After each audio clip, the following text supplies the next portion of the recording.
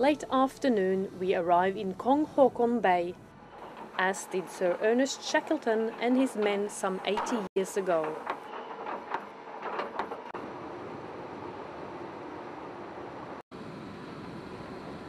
Minutes after the ship's anchor has been lowered, we make our first landing on South Georgia.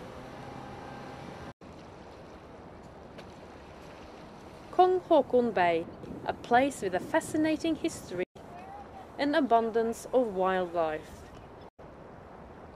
Our shipmate Steve tells us the story of Shackleton.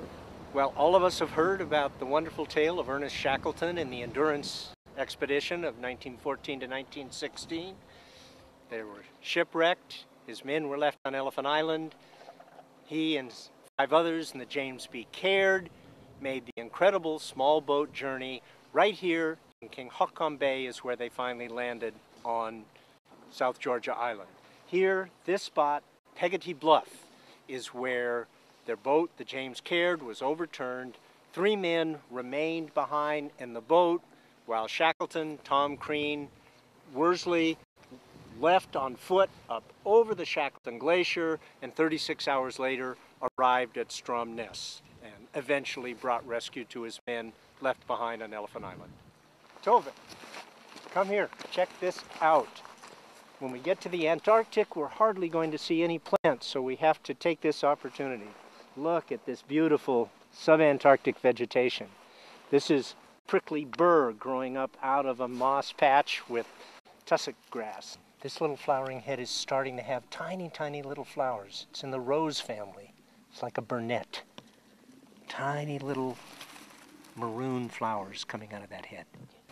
We won't get to see very many vascular plants in Antarctica, so I'm seizing the moment here on South Georgia.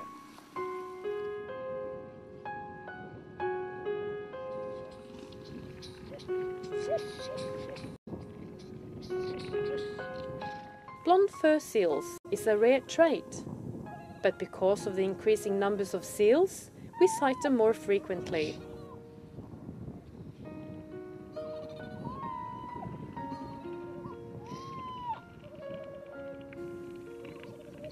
It is the end of the breeding season for the elephant seals. Most of the breeding males have left and gone to sea.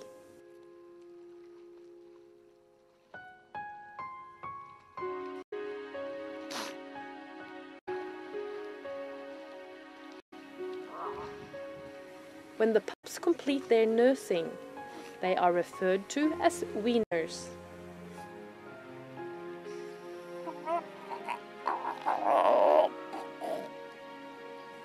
They live off their fat reserves for up to 2 months while learning to swim in the shallows.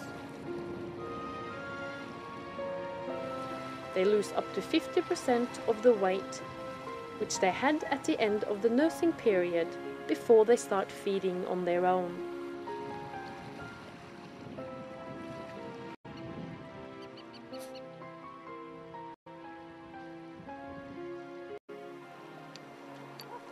Penguins can survive on seawater, but will gladly take fresh water when available.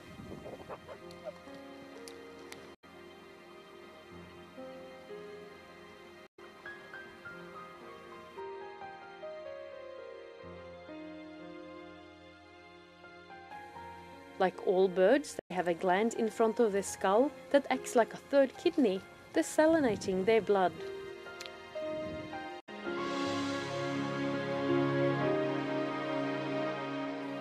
Unlike the migrating Arctic tern, the Antarctic tern is a resident in the Southern Ocean.